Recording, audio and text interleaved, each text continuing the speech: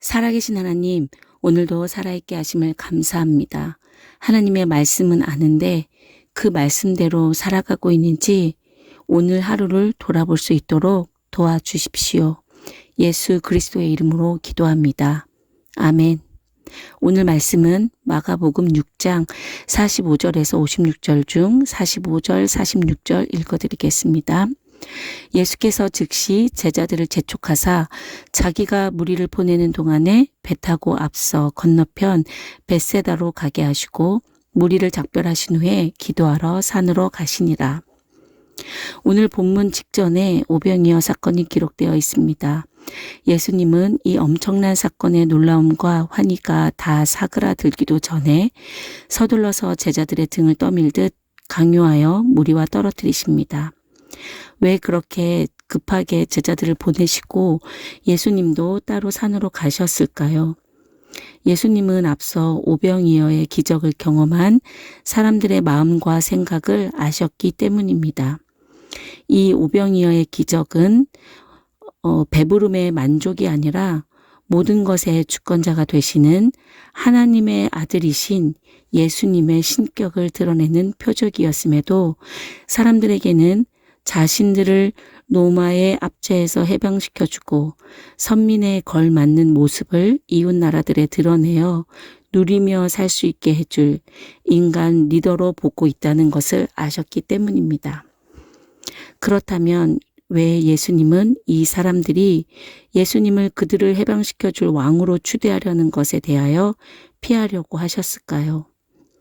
예수님은 충분히 그런 대우를 받으셔도 되는 분이신데 말입니다. 예수님이 이 땅에 오신 목적이 무엇인지 분명하게 안다면 예수님의 이러한 행동도 이해할 수 있습니다.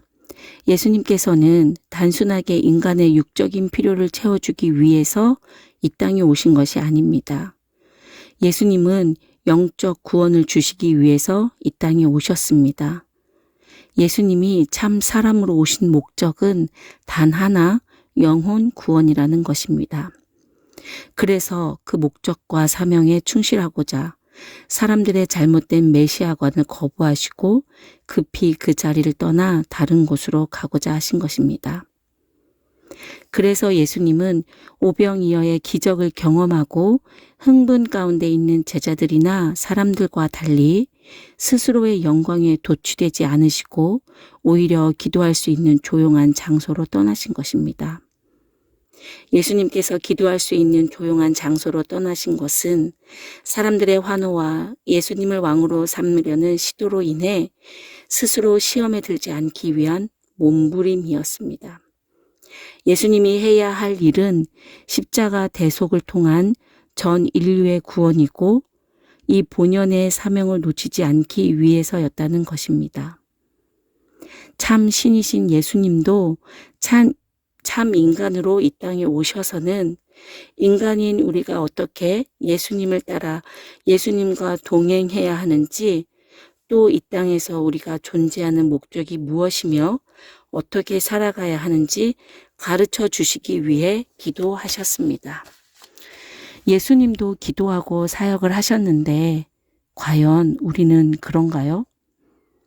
제가 잠시 섬겼고 지금도 회원으로 있는 선교 단체는 금식 기도회를 위해 금식으로 준비합니다. 처음엔 좀 당황했었는데요. 우리가 하는 모든 일이 나의 일이 아닌 하나님의 일에 동참하여 하는 것이라는 그 인식이 바르게 있다면 기도로 준비하는 것은 당연한 것입니다. 기도는 하나님과의 교제이기 때문이죠. 물 위를 걷는 예수님을 믿는 믿음이 중요하지만 그 믿음은 기도하지 않으면 주어질 수 없다는 사실을 기억해 주시기를 바랍니다. 기도는 내가 원하는 것을 요구하고 그것을 받아내는 것이 아니라 우리를 이 땅에 창조하신 하나님의 목적에 맞는 삶을 살아가기 위해, 그리고 나를 통해 하나님이 어떤 분이신지 드러내기 위해 하나님과 대화하고 교제하는 것입니다. 예수님은 산에서 계속해서 기도하면서 하나님과 깊은 영적 교제를 나누고 계셨음을 47절 하반절을 통해 알 수 있습니다. 참 신이시고 능력 자체이신 주님께서 그렇게 조용한 곳으로 굳이 가셔서 기도해야 하는 이유는 바로 우리에게 하나님과 깊은 교제가 기도라는 것을 가르쳐 주시기 위함이라는 것입니다.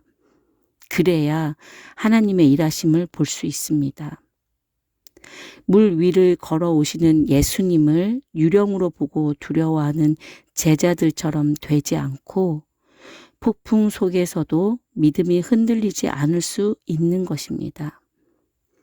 오병이어의 기적을 통해 주님의 신격을 깨닫고 물 위를 걸으시는 주님을 알아봄으로 어둠과 폭풍 가운데서도 두려워하지 않는 담대한 믿음을 위해 우리는 몸부림치는 기도를 해야 합니다. 그래야 하나님이 우리에게 주신 사명을 감당할 수 있는 믿음이 주어집니다. 안 그러셔도 되는 예수님도 33년의 이 짧은 기간을 사시면서 사명 감당하시기 위해 또 사람들 속에서도 시험 들지 않고자 그렇게 기도하셨는데 우리는 내가 살아있는 이유와 목적에 맞게 살기 위해 왜 몸부림치며 기도하지 않는 걸까요? 폭풍 속에 있는데도 왜 기도하지 않는 걸까요? 예수님은 우리에게 왜 기도해야 하는지, 어떻게 기도해야 하는지, 언제 기도해야 하는지 가르쳐 주셨습니다. 기도하지 않으면 하나님의 뜻을 결코 알 수 없습니다. 하나님의 일하심도 볼 수 없습니다. 보아도 육적인 순간의 감정으로 끝나버립니다. 그리고 우리는 연약한 믿음으로 늘 힘들어하면서 각자에게 주어진 그리스도인의 삶을 덕스럽게, 풍성하게 살지도 누리지도 못할 것입니다.